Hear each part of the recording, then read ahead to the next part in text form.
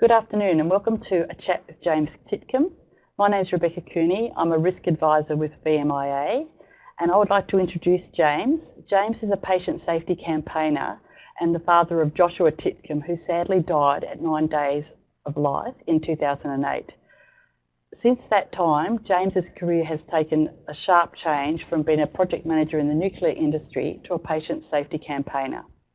James will be providing more information around this trajectory and I'd like to hand over to him. But before I do, we ask that we encourage questions throughout the program, and if we have to, we will cluster those questions. Anyway, without further ado, I'd like to welcome James. Thank you, James.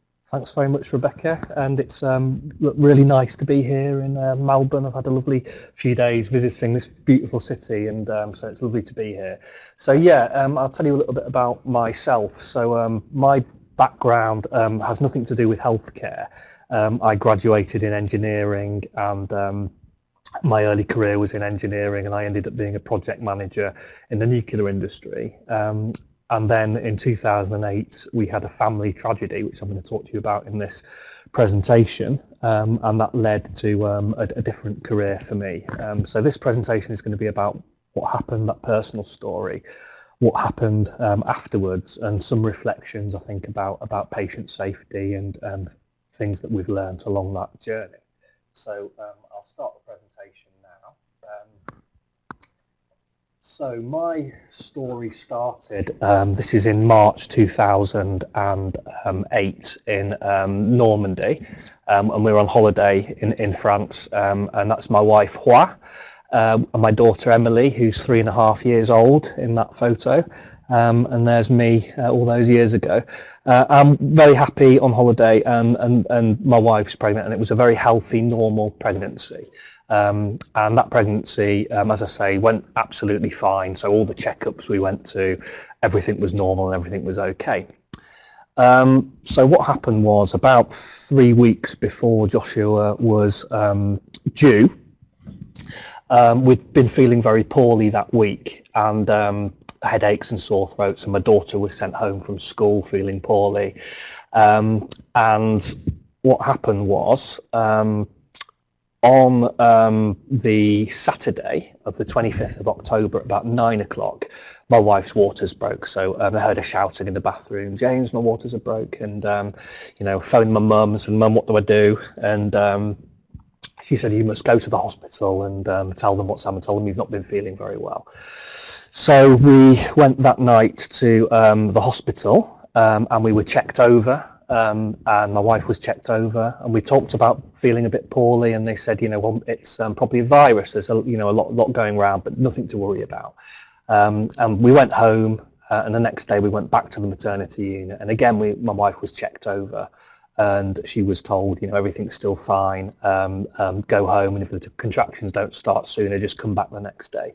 So this carried on over the next 2 days until the Monday morning, about 5 o'clock in the morning, when the contractions started.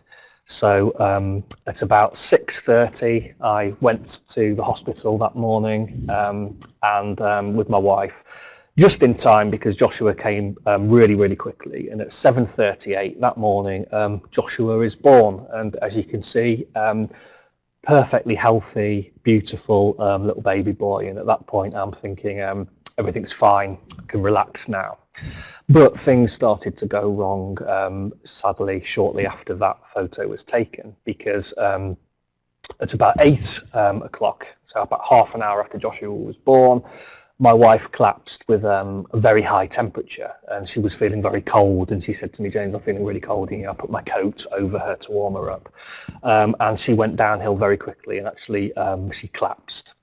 And I went to get some help, and it seemed like a very long time, but eventually my wife was given fluids and antibiotics. And when that happened, obviously over the next 2 hours, my wife started to recover. She started to feel better, and my attention turned to Joshua then. And, you know, if my wife needed fluids and antibiotics, what about my son? And I was told, actually it's your wife you need to worry about, and we've looked at Joshua, there's nothing wrong with him, he's absolutely fine. So we were, both of us, very reassured that at that point Joshua was okay. The concern was with my wife, and she was actually recovering. So we started to relax. But over the next 24 hours, what happened was, what we now look back on and recognise is that Joshua actually had lots of signs of being a very unwell baby. So these included having a low temperature, not being able to maintain a steady temperature. And at the time, my thought when I was told, Joshua was, we're going to have to put him in a heated cot, he's got a low temperature. My instinct was that was a good sign, because if he had any kind of an infection, and obviously infection was on my mind because my wife was having antibiotics, he would have a high temperature and not a low temperature. And actually we now know that that's not the case, but I didn't know that at the time. He was also struggling with his breathing. He was breathing very quickly. He was lethargic, very sleepy, and he wouldn't feed, he wouldn't breastfeed. And actually what I now know is that when I went home that night, in the early hours of the morning, my wife called the bell by her bed because Joshua was making grunting sounds. And a midwife came and took Joshua out the room for about 30 minutes. But the only thing that happened was he was put back in a heated cot. No paediatrician was ever called. And then very sadly, at 24 hours of age, so the next day, my wife found Joshua collapsed in his cot. He wasn't breathing, he was blue, and he had bubbles around his mouth. And she called for help, and Joshua was taken to the special care baby unit in the hospital. And at that point I was at home, and I got a phone call from the hospital. I was getting ready to what I thought would be to take my new baby boy home, and I got a phone call from the hospital saying, I'm afraid your son's poorly, he's having trouble breathing, your wife's very upset, will you come down to the hospital? So I went down to the hospital, I saw Joshua, my wife was in tears, I saw Joshua in the special care baby unit. He was very poorly, he was transferred onto full ventilation whilst I was there with him, and he was in a very poorly state. What happened then was we were told various things about Joshua's condition, that he might have a heart defect, that there might be something wrong with his esophagus. In fact, there was nothing wrong with any of those things. This was kind of the diagnosis, the early diagnosis. And a team from Manchester came to transfer Joshua because he needed more specialist intensive care. So the transfer team from Manchester came, and the first moment really when I realised the seriousness of the situation Joshua was in was when the transfer nurse said to me, look, your son's very, very poorly, he's had very low oxygen levels, he might not survive, and if he does survive there's a chance he will have brain damage, and that could be anywhere from severe to mild. We don't know, we wouldn't know. And so from that moment, your whole world turns upside down, and all your dreams of the future are obviously very different. Joshua was transferred by ambulance to Manchester, and my wife and I followed by car. In Manchester, a consultant came in the middle of the night. They did their best for him. He was on very high level of life support, conventional ventilation. We were told in Manchester that actually, whilst he was okay, he was maintaining reasonable oxygen levels, there was no plan B, and if anything went downhill, there would be nothing they could do for him. And this is when we were told about ECMO, which is extracorporeal membrane oxygenation. It's basically a heart and lung machine for babies. And we were told about the risks of this, but actually that on balance, this would be the best chance of Joshua's survival. And I had a conversation with the consultant and asked the consultant, what would you do if this was your child? And the consultant advised me that he would transfer his child to ECMO. So the next day, Joshua was transferred by helicopter to a specialist centre called the Freeman Hospital in Newcastle, where he was put on this heart and lung machine for babies. My wife and I drove up by car, and when we got there, this is what Joshua was like. So lots of tube, lots of equipment, but he was still actually awake. So if you put your finger in his hand, he could squeeze your finger and open his eyes. And we were told actually at that time that Joshua was we knew by this time that the diagnosis was infection, and it was the same infection that they'd identified in my wife. So obviously at this stage we're thinking something has very badly gone wrong with his care, but those questions could come later. Now it was about Joshua getting better and taking him home with us. He was actually doing well in Newcastle on ECMO. We were told there was a 90% chance he would survive, but things very sadly took a turn for the worse after several days of Joshua being on ECMO. And a summary of what happened is this. So up until the 3rd of November, he was doing well. On the 3rd of November, a decision was made that actually he was doing so well that they would wean him off the ECMO machine to see if his own lungs could do the job. While that was happening, sadly, he developed a bleed from his lung that was more damaged. It was necrotic, more damaged than his consultant realised. And this began to show in swelling in his abdomen. This was a catastrophic development because when you're on ECMO, you have to have a drug to thin the blood to stop it clotting in the machinery and in the tubes. There's no option about that. So a baby who's suffering from internal bleeding whilst on ECMO, it's a very serious problem. And this bleeding got worse and worse. And on the 5th of November, the consultant said to us, look, we could try some kind of an operation, but we think it would probably be futile and possibly extend Joshua's suffering. So on the 5th of November, the consultant advised us that the best thing to do would be to turn the ECMO machine off. And Joshua passed away at 12:15 on that day. And obviously our world absolutely shattered. We got the chance to go and say goodbye to him, and without all the tubes and machinery. And it was absolutely awful. And I won't tell you any more about how difficult that was. But I'm going to move on to now a summary of what happened next, what happened after Joshua died. So I was saying before, I was used to working in the nuclear industry where the slightest quality problem would be investigated really thoroughly. So a rusty piece of material in the wrong place would be investigated. And I honestly expected that no stone would be left unturned to understand what happened to Joshua. A summary of what happened was this. The coroner in Newcastle, where Joshua died, said that there wouldn't be an inquest because Joshua died of natural causes. And we were told, if you have any concerns, you must raise them as a complaint with the hospital, which is what we did. But about a month after Joshua died, we got a phone call from the hospital telling us that some records had gone missing. And I asked, what records? And I was told it was the critical yellow observation chart. So the records of Joshua's observations from when he was born to when he collapsed had gone missing, and it turned out there was actually no records of any of those observations. So I could spend a long time talking to you about all these responses and what happened, but I'll just try and give you a summary. We were told it was a one-off and that nothing like this had happened in the unit before.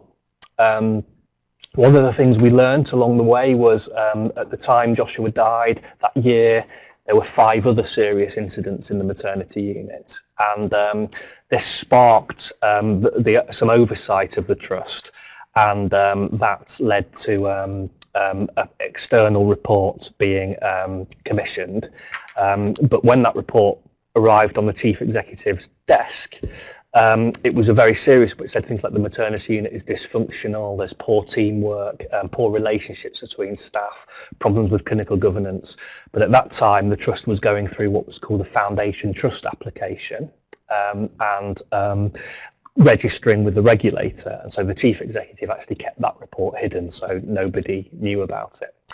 And as I'm going through this presentation, please, if you have any questions or would like me to stop and explain anything, please do type in, and I'll stop and I can answer anything as we go along.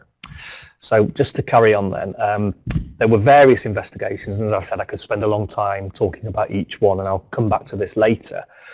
But ultimately, after Joshua died, this was the headline in the Health Service Journal, which in England is a very well-respected news journal for healthcare. So this was February 2012, and the headline was "Mothers and Babies Still at Significant Risk at Morecambe Bay." I'll just explain how this came about, because what happened was we actually, after the trust investigated and we weren't happy with it, we made a complaint to the Ombudsman, the Complaints Ombudsman. They spent a year looking at the circumstances of my complaint and said in the end, we're not going to investigate it because we don't think there'd be a worthwhile outcome in doing so. So at that point, I went back to the coroner in Newcastle and managed to persuade him to open an inquest. And that inquest took place in the middle of 2011. And the findings of that inquest were so serious that at that time, the regulator went back into the hospital and that uncovered all kinds of problems. And they actually identified 119 risks to mothers and babies. So more than 2 years after Joshua died, mothers and babies were still at significant risk at that trust. So at this stage, I was in touch with other families who had similar circumstances, and it was obvious that there was a much bigger problem. It wasn't just about Joshua, that other families had had similar problems, and we began campaigning for an inquiry. Okay. Very fortunately, we've got a lot of support with that, and that inquiry was commissioned, and it was led by Dr. Bill Kirkup, and that inquiry published in March 2015. And this is kind of the headline of what the inquiry found. So it found that the unit, there was clinical competence was substandard. It talks about skills being deficient. This really important about working relationships. So in midwifery, for safe maternity care, the importance of different staff groups working together. But at this unit, there was dysfunctional relationships. There were difficulties. There was a problem with pursuing normal birth, so beyond a safe level, failures in risk assessment, care planning, inappropriate and unsafe care. And this really important point, that the response to these incidents was deficient, and there was a failure to investigate them and learn lessons. And Bill Kirkup described this as a lethal mix that we have no doubt led to the unnecessary deaths of mothers and babies. And actually the report found that 16 babies and 3 mothers died following poor care. And it looked at those cases and said actually 11 of the babies would have certainly survived had the care been different, and 1 mother would have certainly survived. So quite a catastrophic set of circumstances. And this is a really important part of the report, and a really important theme that will echo messages that other people have said in the past. So errors occur in every healthcare system, but what's inexcusable is the repeated failure to examine adverse events properly and to be honest with those who suffered. Yet this is exactly what happened over the whole period of time from 2004 to 2012. So when the Kirkup report was published in England, there was some resistance to it. There was some commentary along the lines of, well, this is one small maternity unit in the northwest of England. We can't extrapolate that across the whole system. And what Bill Kirkup said was, well, actually, it's unlikely that all the failures that combined at Morecambe Bay are happening elsewhere, but it's very likely that elements of what happened are happening elsewhere. And I think there's a saying that a very dangerous phrase is, it can't happen here, and assuming that certainly is not the right approach to a report like this. And there's actually some evidence that that's true. So in England, we've had this work done by the Royal College of Obstetricians and Gynecologists called Each Baby Counts. And what that did, it looked at babies who either died or suffered brain damage who were born in England in 2015. And in 2015, they published an interim report about this work that they're doing that concentrated actually just on the investigations. The full report is expected later this month, and I think that will be an important report to keep an eye on. So of these 921 babies that were eligible for this work, the work found 599 had been subject to a local review. But it found that nearly half used no specific tools or methodology. Only a tiny percentage used an external expert. Only a quarter involved the parents in the process. So how can we be properly investigating these events if the vast majority of them we're not even involving the patients in that review, the parents in that review? And nearly 40% contain no recommendations, or perhaps even worse, solely focused on individuals. And we'll come back to that a little bit later. So just over these slides, I'm just going to draw attention to some of the recommendations of the Kirkup report that are quite important ones. So recommendation 23 was about clear standards being drawn up for incident reporting and investigation. And Bill Kirkup said that this should involve a standardised process, should involve input and feedback to families, it should be independent, multidisciplinary, and framed to exclude conflicts of interest. But just bringing in this other recommendation from a report from the UK again, making a very, very similar recommendation. And this was all sentinel events, so all serious incidents. It's different language, but it's talking about the same thing.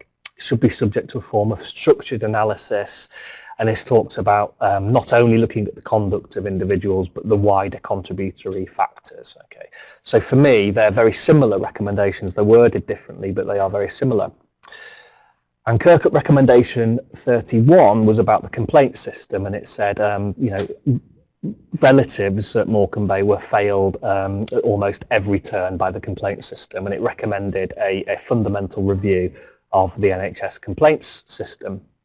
And then going back to recommendations from an earlier report, very similar again. It talks about complaints being dealt with swiftly and thoroughly, keeping the patient informed, independent element, advocacy, all this stuff. So for me, again, that's another recommendation that's very similar. And the question I often ask people when I'm doing this presentation is, does anyone know what that earlier report was?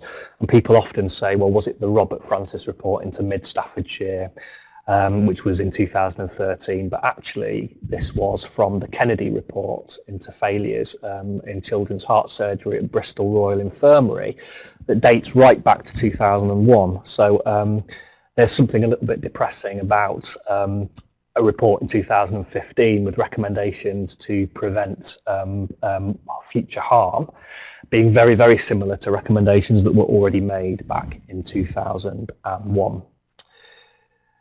So we'll come back to some of those investigations a little bit later, but I'm just going to talk now about some of the really good things that have happened since Joshua died and since the Kirkup report. So at Morecambe Bay, say the trust where Joshua died, this is what the Kirkup report said in March 2015. So it talked about dysfunctional maternity services, and it talked about the trust response being flawed and inadequate and characterised by instances of denial and cover-up. So it doesn't really get much more damning than that. But recently, so I've done some really good work with the trust, and they've worked incredibly hard to turn things around. And this is reflected by recent inspection reports that have rated them good. So they've gone from being rated inadequate to now being good, and they've done such a lot of good work there. And it's now a case, I think, that the wider NHS can certainly learn from the work that Morecambe Bay have done. So I'm just going to highlight some of the things that they've done. So in 2016, the Trust commissioned a fully external review of Joshua's case. And you might think, well, Joshua died in 2008. How can it be that there's a need to do an investigation report about his specific case so many years later? And actually, although there's been lots of scrutiny at the Trust, all that scrutiny is shown up until this review was that other processes hadn't reviewed Joshua's case properly. And I was really argued very strongly that there was still a need and there would still be value in the Trust doing this proper investigation into Joshua's case. And they agreed with me and worked carefully on that. In October 2016, they arranged a meeting with a midwife who was very involved in Joshua's care. Now, this midwife had actually been suspended or issued with an interim suspension order by the regulatory body, the Nursing and Midwifery Council, because of failures in Joshua's care. And through conversations with the chief executive of the trust, there was a decision that the trust made that actually would they support this member of staff to go back and work at the unit and hopefully use the learning that she had from Joshua's case to maintain improvement and to be part of that improvement journey, or should they sack the midwife? And my response really was, as a pet parent, I wanted to know that she'd understood what had happened and that she was sorry about what had happened and that she was committed to learn from it. And we actually had a really emotional meeting where I was able to tell her that although I recognised there were mistakes in Joshua's care, I certainly didn't blame her for the outcome. And when I had that conversation with her, she was very, very emotional. And she said, actually, well, for years I have blamed myself. And it was obvious to me then that she was really suffering because of what she'd been through. And now that midwife, we had a lovely conversation, and she's now working back in that unit, taking the learning from this experience with her. And I think that's definitely the right outcome for that particular midwife and the right outcome for the trust. And in November 2016, the trust published a summary of the fresh investigation report into Joshua's case. I'm just going to talk to you about that report. So the report made 18 recommendations for how to change the service, the lessons from Joshua's case. Now, in 2016, actually all of those 18 recommendations had been made. The trust had implemented what the report was saying needed to change following Joshua's death. But when they looked closely, and they were very honest about this with me, and this was published again on the website, those changes, most of them, weren't actually made until late 2012 or early 2013. So that's nearly 5 years after Joshua died. And the trust themselves said, look, we recognise that had we done this proper investigation earlier, this would have led to better clinical outcomes for others. And the tragedy, of course, is that after Joshua died, the Morecambe Bay investigation, the Kirkup report, confirmed that 6 other babies died at that unit because of similar failures in care, because of that delay in doing a proper investigation. So on this slide, I'm just going to try and highlight just how many different processes were actually triggered by Joshua's death, and how so many of these actually failed to do the one thing that was needed, which was to properly scrutinise what happened openly and honestly, and establish what needed to change, what needed to be done to stop this happening again. So just quickly talk you through this then. So in 2009, the Trust did a RCA report, and I didn't even know they'd done this. I found about it, a long time afterwards. And it wasn't worth the paper it was written on, it really wasn't. They commissioned an external investigation, and again, this report was brief. It didn't answer all the questions we had. It had very superficial recommendations, and it certainly wasn't a proper process. There was something called a supervisory investigation report. So this is a system in the NHS where something goes wrong in midwifery. The supervisory system would carry out a review, and it would be a midwife in the unit reviewing her colleagues, so all the colleagues. So not a very independent process. And when this report was produced, it said things like, we know that the records of Joshua's care aren't there, but all the staff have reported that his observations were within a normal range, and therefore this was a system issue. And that was really hard for me to read, because it might well have been a system issue, but it wasn't because his observations were within a normal range, because we knew they weren't. He kept needed to be heated up. We remembered some of his temperatures that weren't being honestly reported by staff. So we really did get the sense that things were being covered up. We asked for a review of that supervisory investigation, and that was completed in 2010. But that said, there's nothing wrong with it. It didn't uphold our concerns. There was then a second review of the investigation, which did uphold some of our concerns, because we were very lucky that somebody intervened at that point and said, oh, no, this isn't right. And we got the help of somebody from the NMC who made sure there was yet another investigation that did acknowledge some problems with that review. In 2010, the complaints watchdog, so the Parliamentary and Health Service Ombudsman, considered my complaint that the Trust hadn't investigated Joshua's case properly. And they took a year to consider this, and they decided that they wouldn't investigate. And the language they used was because there would be no worthwhile outcome. You can imagine how that made me feel. I've already talked about the Fielding report that was commissioned, and that was hidden by the regulators. They had no idea that existed. The regulators became aware of that because I'm going to tell you later that we eventually managed to have an inquest opened into Joshua's case. And as part of the inquest preparations, the coroner obtained the Fielding report, which I then sent to the regulators. And they were astonished because they'd never seen this report before. It had been hidden from them. So then there was Joshua's inquest in 2011, which was very serious, and that triggered a whole range of different action.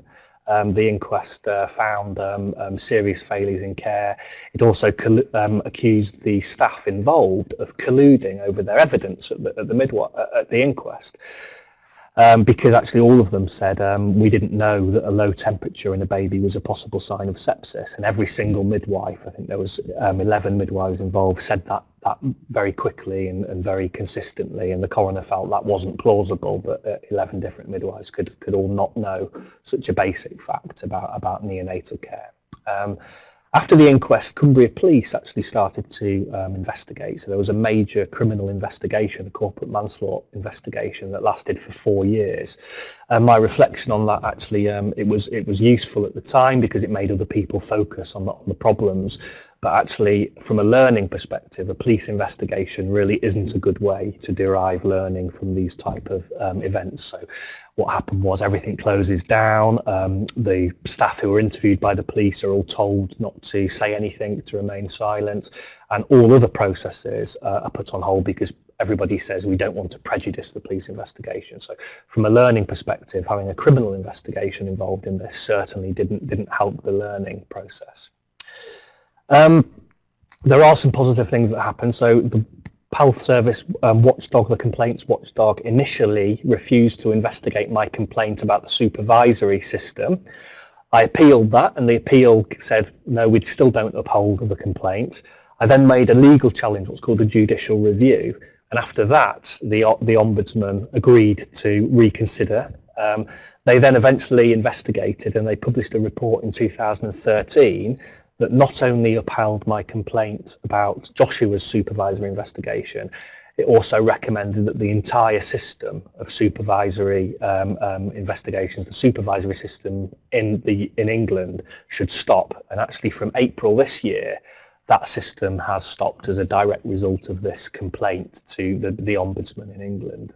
So this system of conflicts in the roles of investigating these incidents has now changed, which is a positive thing. Just briefly, and this is really crazy, I know, in 2013 there was another report that highlighted major failures in regulation at the Trust, because after Joshua died, the regulator, the Care Quality Commission, had said everything was fine and gave the Trust a green light. And then in 2011, they recognised that there were serious problems. And then the question then became, well, why did the regulator miss those issues earlier? There was a whistleblower from within CQC that raised concerns. This resulted in a report that eventually said not only had the regulator got its regulation wrong, the regulatory approach was not fit for purpose, but the regulator had also hidden its own internal report that acknowledged these failures. So that was major news in the UK, and that led to quite a lot of change in the regulator and the way healthcare was regulated in England. There were 4 other reports that the Ombudsman did. I'll just very quickly talk about one of those, and apologies for the language here because the second report, I've titled it NMC shit. Apologies for the language, I just explained that to you, what happened. In 2010, I got a phone call from the medical director of the Trust, quite out the blue, saying, we're really sorry, Mr. Titcombe, there's been a data protection breach, and a midwife who has written a report about your son for the NMC has accidentally sent this to an erroneous email address, and it might have gone to a member of the public. But I was told, it was a professional email and there was nothing for me to worry about, but they had raised a serious incident report. Okay. And I remember thinking at the time, well, they didn't treat Joshua's death as seriously as this. So what really has been going on with this? It just didn't feel right to me. And under an act called the Data Protection Act, I requested a copy of the serious incident report into that matter. And a few months later, this arrived in my email box. And I was told again, you know, it was a purely professional email, a report about my son's death, a professional report was sent to the wrong email address. And when I got the incident report, it was all redacted. But they'd sent this to me in a Word document, okay, and they hadn't redacted it properly. So I was actually able to click the mouse and unredact the document. And to my horror, the title of the email that contained this report about my son's death was NMC shit, which you can imagine was, you know, I couldn't understand how that could happen.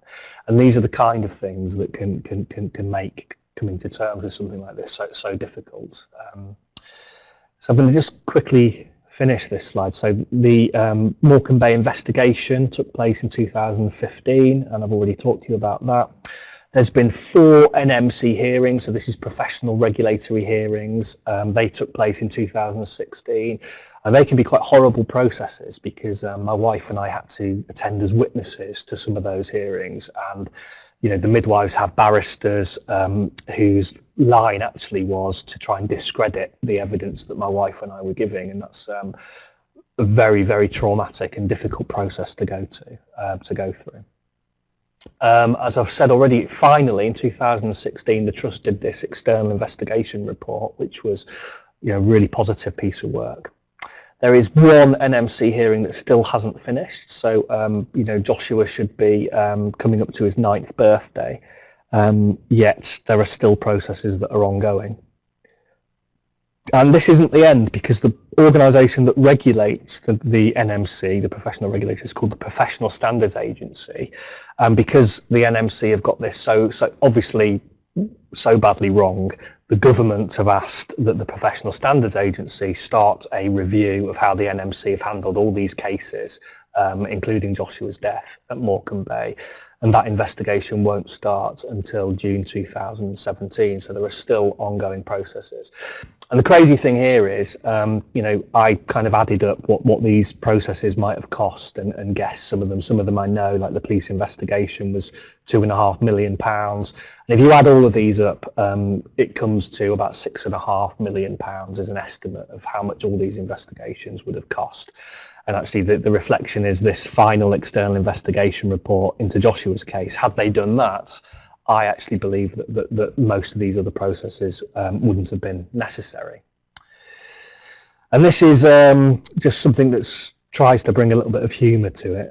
This is an article in a magazine called Private Eye. It's a really popular magazine in England, and I'll let you just read that, but it summarises the absurdity, really, of the situation we were in. There were so many different investigations, you know, people investigating other organisations, going round and round and round, and yet the one thing that we needed, a proper investigation into Joshua's case that simply established what happened, hadn't been done. And this really moves me through to talking about assurance. And throughout this whole process, we kept getting assurance from various people. And these are some quotes from the chief executive of the Trust. So in January 2010, the chief executive of the Trust, this is in response to something in the media about Joshua's case. He said, you know, around 1,200 babies are delivered safe and well at FGH every year. And latest statistics show that Furness General Hospital and the Trust as a whole are amongst the safest places in England to have a baby. So he's not just saying, you know, we haven't got a problem. He's actually saying we're one of the safest places in the country. And actually, the statistics were telling him that. But the statistics, for example, on the mortality rate of babies didn't include babies like Joshua, because Joshua was transferred and died in a different trust. He didn't die at Furness General Hospital. And I think you have to be very cautious about using high-level data as assurance for that very reason. Another quote from the chief executive officials after the inquest.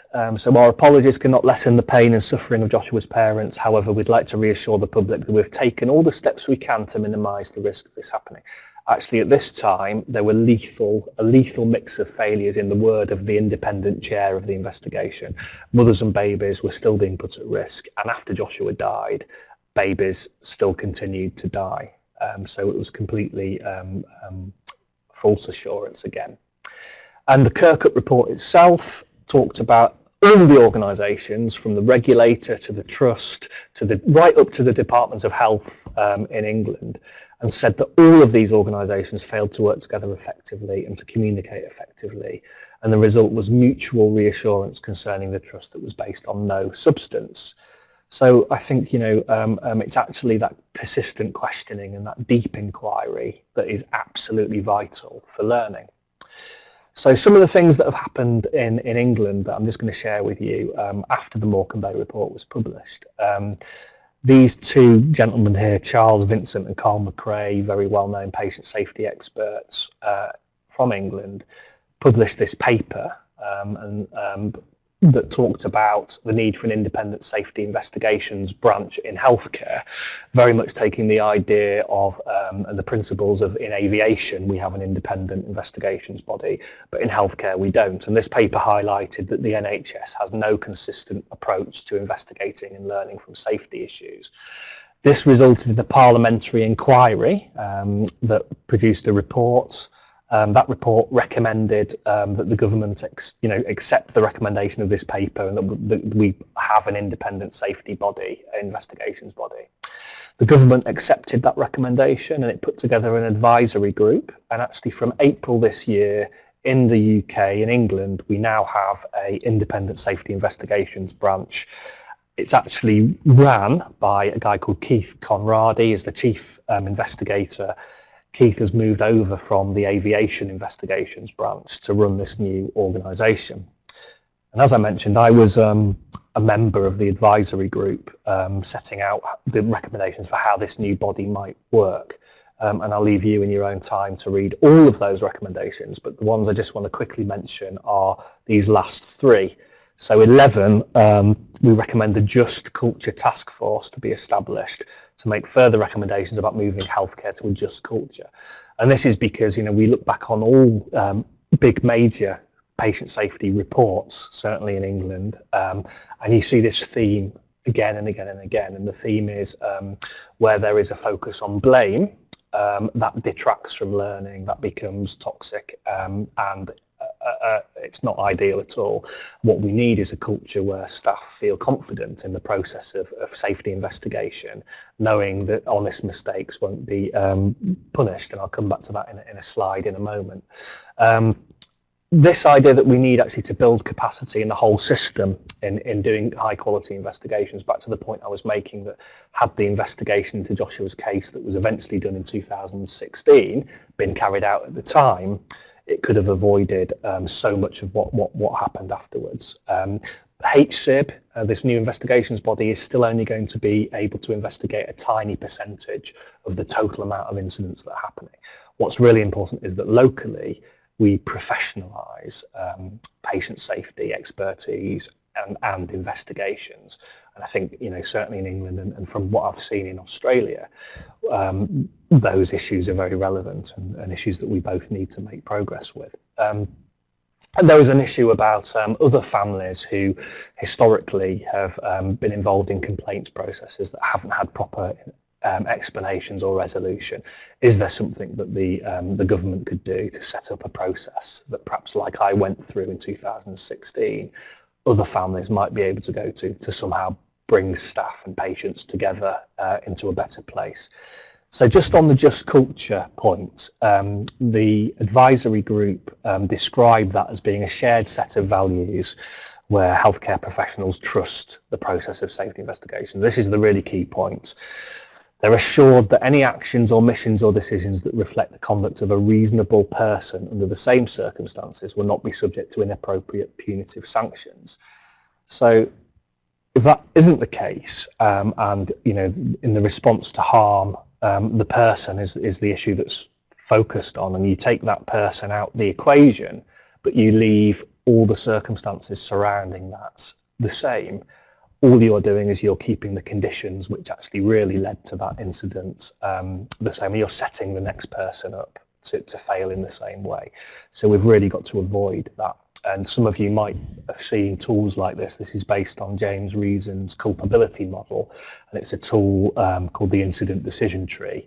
And it really takes you through where occasionally there are cases where people do need to be held to account and do need to be culpable. But if you follow this process and you do the deep investigation, you understand the system factors, that becomes quite rare. And at 99.9% of the time, you end up with the system issues being identified and they need to be addressed. So just a couple of reflections from when I was working as a project manager in the nuclear industry.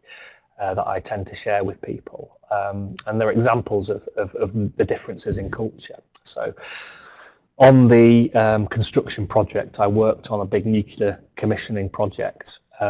We might be 200 people working on the plant, and we would encourage everybody to report incidents or hazard observations, so not necessarily just things that have gone wrong, but actually conditions that they could spot that have the potential to cause an incident or to cause an accident. And as long as every month there were 100 of these forms completed, the safety team would pick one of them out of the hat, if you like, and that person would be given an iPad. And it was just a gesture of demonstrating how positive this was, and actually it would be welcomed and rewarded. And the second one was these human performance awards. So they were about demonstrating that the right behaviours would be acknowledged and rewarded, even if that meant somebody making a serious mistake. As long as it was reported and acted on properly, that would be welcome. So an example would be a poster on the wall saying this week's human performance award goes to so-and-so, and it would be a scaffolder who, I remember this example, dropped a scaffold pole and damaged some piping onto some pipe work, caused quite a lot of damage. Nobody saw him do that, but he reported that incident, enabling it to be fixed, enabling the team to be debriefed about where the learning was. And not only did he not get punished for that, he wasn't sanctioned or disciplined, but it's actively saying here's a voucher, a token to say well done and thank you for doing that. And I do think that's important, because I think so much of culture is set by observing what happens, and if people observe that when that happens the person's punished or disciplined, that's going to reinforce the culture that we don't want to see. So that I'm close to the end of the presentation, I'm just going to finish by telling you a true story that I think sums up my experience over the last 8 years since losing Joshua. So what happened was, on the day of Joshua's funeral, so this is in 2008, I walked to the local flower shop in Dalton, the small town where I live, to buy some flowers to put on Joshua's grave. Okay, and I bought the flowers, and the lovely lady in the flower shop said to me, I hope they're for somebody special. And I explained to her what had happened with Joshua, and I told her a quick version of the story. And this lady burst into tears and started crying, and I thought, oh, I'm sorry, I shouldn't have done this. And she explained to me, it's okay, I'm just upset because in 2004 I lost a baby girl at the same hospital where your son was born, and this lady's girl Eleanor was buried actually just 3 graves away from Joshua. Okay, I'll never forget her telling me, she said, James, in my case, it was nothing like what you've described. In my case, it was just one of those things, and there's nothing anybody could have done. It was just one of those things. And I stayed in touch with that lady over the years. And what happened was, I mentioned the police investigation.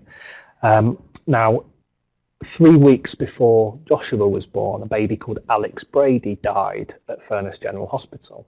And the circumstances of that involved an obstetrician trying to intervene and wanting to do something, and the midwife actually kept the obstetrician away. Said, we don't need you, and the baby ended up dying for preventable reasons in the second stages of labour and was stillborn. Okay, now the lead obstetrician in the trust was so angry about this that he wrote a letter, and the letter to the management of the trust said, look, this has happened in our unit in the past, and if we don't do something about it, it will happen again. And when the police found this letter, they asked the question, what was the case that letter was referring to? This has happened in our unit in the past. And they traced that back to a meeting in 2004 after baby Eleanor was born, where they noted the minutes of the meeting said, look, if this ever went to court, we wouldn't have a leg to stand on. So the trust actually knew that they had failed baby Eleanor, but they didn't tell Eleanor's family about it, and they didn't investigate it properly. And this is what the Kirkuk report said. He said that first event in 2004, so baby Eleanor, should have triggered concern. However, the investigation that was carried out was rudimentary, protective of the midwife involved, and failed to identify the shortcomings in practice and approach. And this is the really hard bit for parents and our family, because he said, had an effective multidisciplinary investigation been carried out, it's likely that the early stages of dysfunctional relationships and inappropriate risk assessment would have been identified and could have been addressed. So in other words, had they investigated that case properly, the whole sequence of events at Morecambe Bay could have been different, and perhaps I wouldn't be sat here talking to you, and I'd have a baby. Joshua would now be approaching his 9th birthday. And on that point, I'm going to finish the presentation. So thank you very much for listening to my story. And I think we'll hand over to Rebecca now, who can take us through any questions that people might have.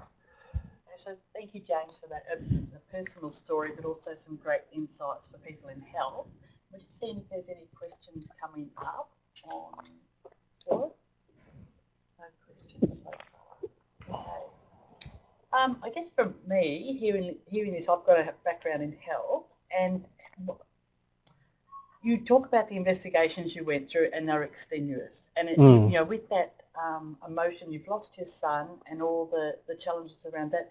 How did you and your wife maintain that resilience to continue? Because most people would just either say it was one of those things, and it would be traumatising. I can't even imagine how it would have been for you. Yeah. But how did you maintain that resilience to keep going, to keep asking the questions?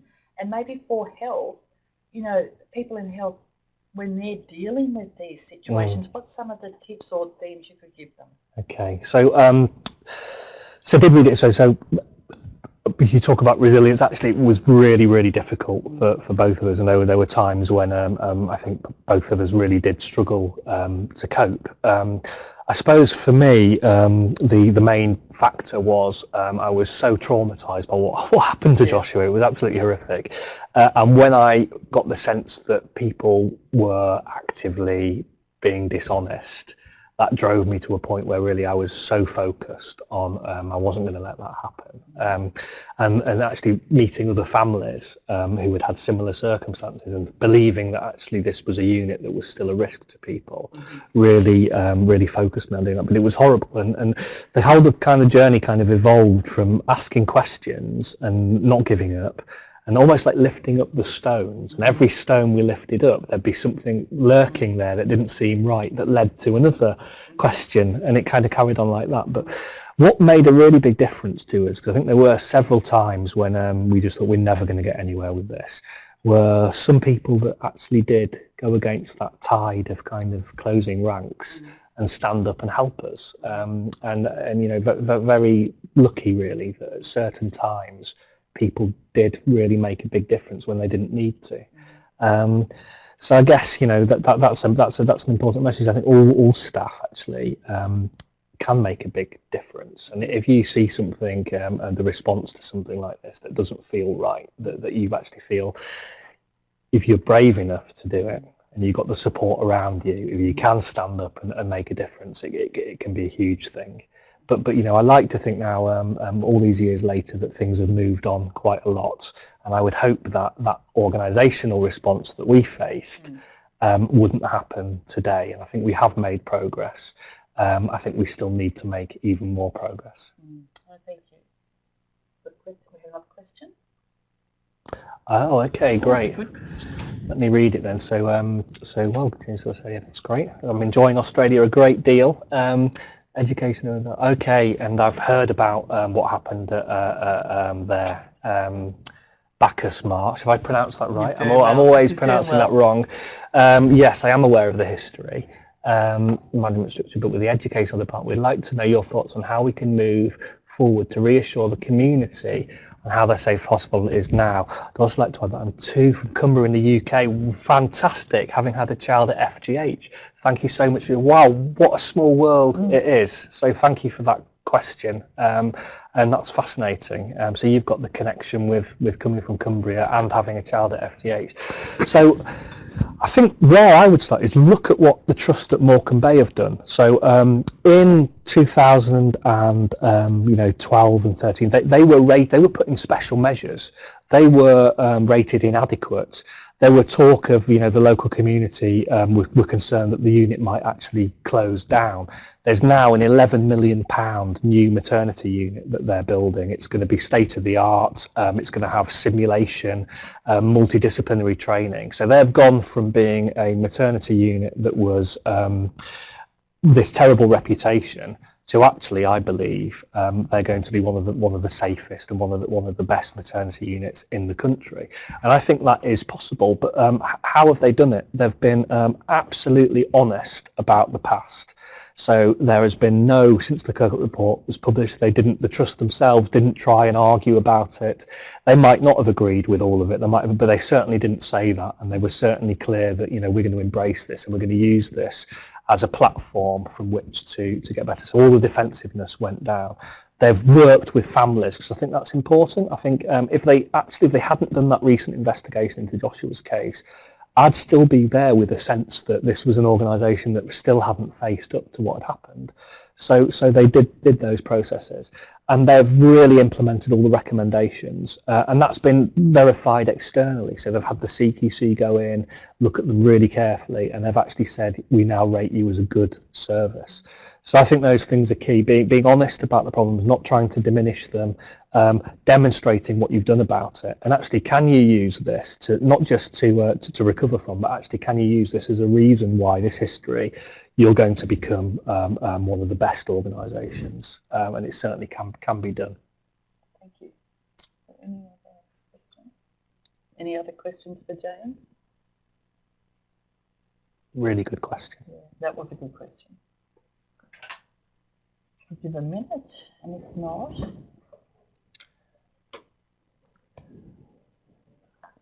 maybe I guess one thing for us. Someone's just come in. Oh, hang on, we've got another from good. Kathleen. Catherine, You go again. So I'm certain an advocate for this approach. Becky team here, whether you would be able to come to this unit and discuss your experience. I would love to, Kathleen. So you must get my contact details. That's possible, isn't it? It is indeed. And do get in touch. I'd absolutely love to. And actually, I'm sure I've got really good relationship with the trust, the Morecambe Bay Trust, and I'm sure they would be happy to talk to you and share their journey and their learning as well. Because you were saying something about there was a good manager there who we might be able to do some cross-learning. There is, yeah. So the head of midwifery now there, Sasha Wells, is absolutely fantastic, and it's very exciting. They're actually building this £11 million unit, and it's got a simulation suite. So all if you think about what went wrong at Morecambe Bay, all the relationships and pour into multidisciplinary working, they're now going to be, I think, a centre of excellence. Fantastic. So some really good work. Good. So from bad comes hopefully some good. Yeah, that's one of the really positive things that's happened. Yeah. All right then. Any further? We might say, if there's no further, I'll just cross-check. Great. Oh no, we have. Here we go. So maybe read that. Another great question as well. So what does professionalising patient safety expertise look like? What will we be required to do, do you think? So this is really good. So I'm not the authority on this. I can share some reflections with you. What I think is patient safety is sometimes counterintuitive. There's a science to it. There's a whole science to quality improvement that you can actually be educated in, and you can get these methodologies and these tools. And I think undergraduate courses should all have an integral part of it, where it teaches the science of patient safety. So if you take investigations as an example, so often, I mean, in the UK we had the National Patient Safety Agency, and we have people who 10 years ago might have spent 2 days doing an RCA report, an RCA course. And that's all we do, and we get clinicians to do investigations. But actually, if that is such a difficult skill, to understand all the human factors, to understand all the system issues, to do a proper investigation is a skill. And I think in aviation, in the nuclear industry, the people who were doing those investigations, they were recognised as, it was the peak of their career, really. It was a really respected profession and treated as such. And I think we do need to get to that stage in patient safety and recognise and invest in that training, that level of expertise, and it will pay off. It will pay off because the feedback, the safety will improve, and it will be well worth it. And I'm not sure that's answered it perfectly, No, but I think it's a good start. So I think we have to wind up now. So again, I'd like to thank James Titcombe, who's been so generous with his time while here in Melbourne. But thank you very much. Thanks ever for so sharing. much. Yeah, thank you for listening. Thank you.